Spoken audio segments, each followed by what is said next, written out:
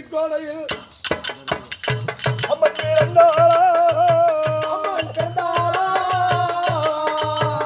அவ சித்திரமாத்து கத்திருக்கோளையில் அம்மன் பிறந்தாளா அம்மா யாரு என்று அவர் அங்கத்திலே போட்டாராம் அம்மா போட்டாரா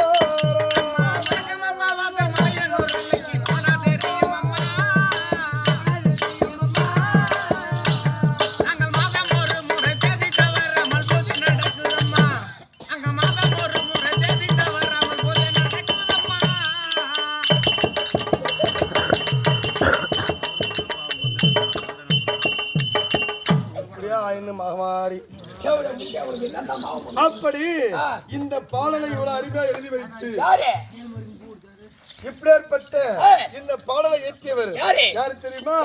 அந்த ராமசாமியா அம்மா